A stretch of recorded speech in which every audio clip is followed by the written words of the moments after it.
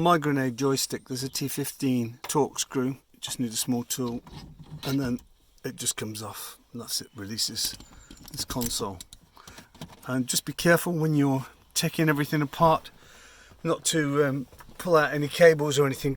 First we need to remove the cover off the central compartment, and it's done by doing these 4 screws here. I prefer to use a little battery operated cordless screwdriver, which makes life a lot easier. So we can just take these off.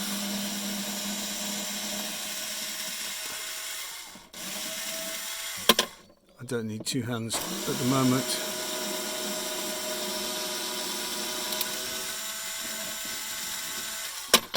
But I will now, so I'll come back to you when I've finished. Underneath the centre console cover is a plastic compartment which is held in by 4 screws. Just mixed with the Torx bit.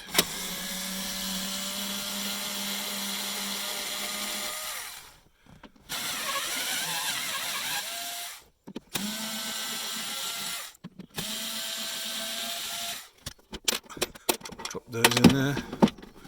Now the little compartment should come out, I believe. There we go. A convenient place to put all your screws. Now into the main section. I think we have to take this screw out here. I can't remember off the top of my head where all the other screws go. I seem to remember having to remove this screw here from past experiences. It just makes pulling the console out a lot easier. All the same screws. In the bottom of the well here there are 4 10mm bolts which need to come out. I do have an adapter, which unfortunately has lost its retaining clip, so it's a bit tricky to use. The socket just drops off.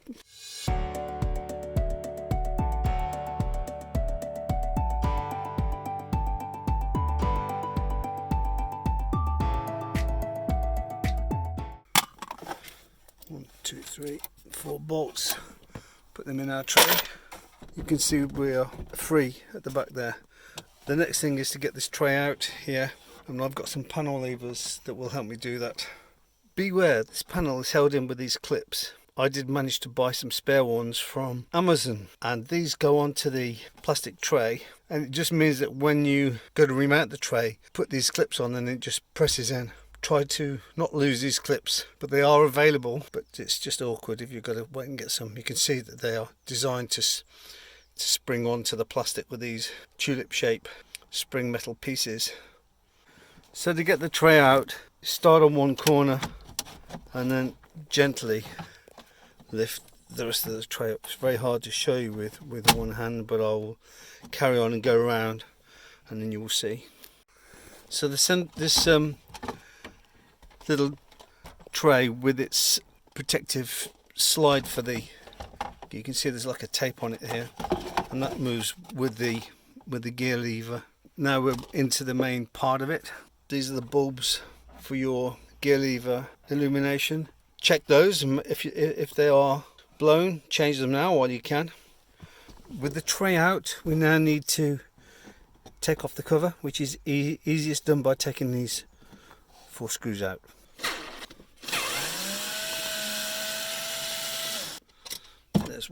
There's one screw, self-tapping. You need a 7mm AF socket to remove this bolt.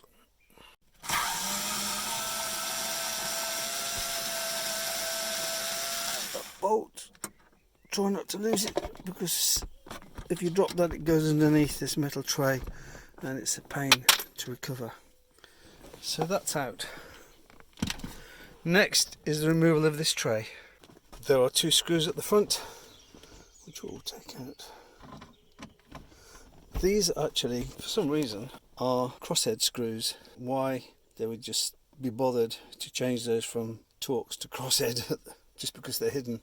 Another item to put on the parts list seems a bit strange, but we'll get those out.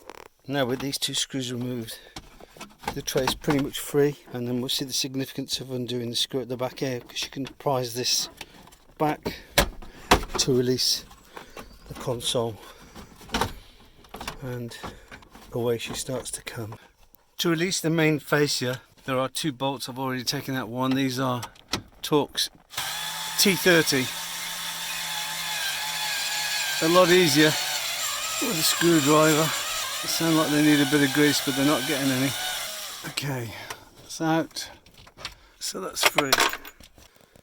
So with the little bit of movement that we get by moving this, we can finally get out the center console. Now here are the clips I'm talking about. See, these are where you mount them first of all, and you will find that they get left behind sometimes. But to return this center console back in, you need to mount the clips in here first when they mount from the other side, and then you can push it home. Also, don't forget there are 2 bulbs, as I mentioned earlier, for the gear lever illumination, which need to just come out, so don't forget to put those back.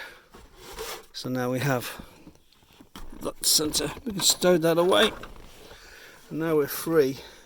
Just to recap, these bolts do need to come out.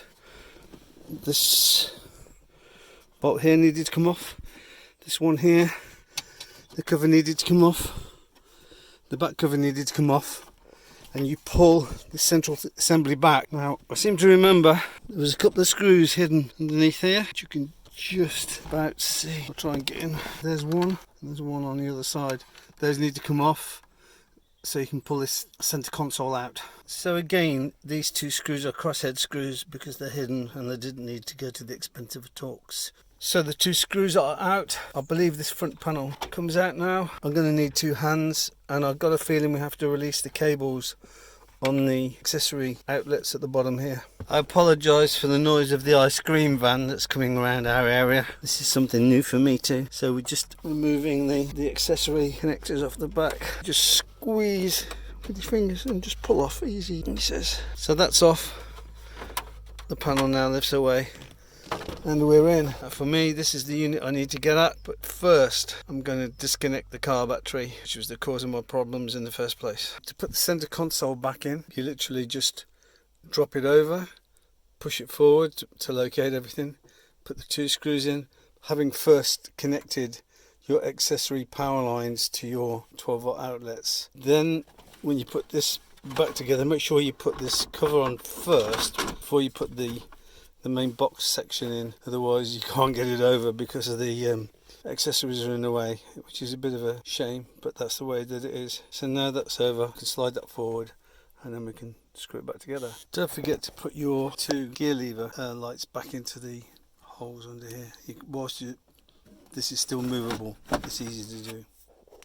In total there are 5 10mm AF bolts and 3 7mm AF bolts. So there's the 1, 2, 3, 4, 5 10mm. The 2 7mm are down there, and then there's another 7mm down here. Get those lined up, finger tight, and then just fully tighten them. Once you have all of the main under securing bolts, you need to put this piece back on here. Now it should fit in nice and snugly, don't force it. You can just get a little bit of pressure on the vents down here just to line them. If you look down here, you can see down here you have got some places where you can just give a little bit of push onto the pipes just to line them. But it should be nice, it should stay in on its own. So once you've got that into that position, you can then put the bolt back in there. On this top side, there's 1 Torx screw just there. Okay, there's a Torx screw just there and Torx screw just there. Checking that you've got one that holds the back vent on there. And then remember at the front, there are 2 screws which are cross head screws. Phillips screws, they go in. Once you've got the top on, the actual flip top on, you can put 4 bolts in there. Choose your worst 4 bolts to go in there. Keep your prettiest ones from the top. Those ones are hidden, you can't see those.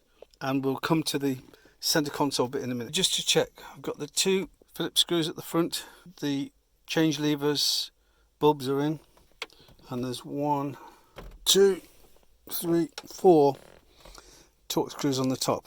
Now we're going to move on to something quite important. So remember I talked about these clips. Can you see that one? There's one there, so they've got one there, and one there. So there are actually 1, 2, so there's actually 3, and they are difficult to align up. So they go on, I think they go onto here first and then jam them in. Now I appear to have lost one, but it's no problem, I have some spares somewhere. So all you do, so there's the clamp, you want to put that on first, just press it home. There we go, that one's on. And then another one here.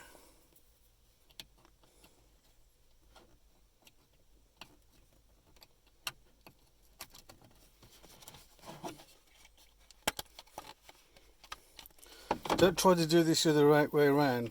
Put them in here first. You'll never do it. It's just very tricky. Okay, they're on. I've just tapped this panel in. It's easy to do. Make sure that the cover for the shift is free inside, and it just literally presses into place. It's so easy. It's harder to get out than it is to put in. So now we can put the main flip cover back in. It looks like there's 4 screws holding that into place. So we'll put that back in. Once you have the central cover in place, you can then put the tray back in there, do the 4 bolts, and then you're done. For me, the one remaining job to do is to put my grenade launcher back on to the shifter.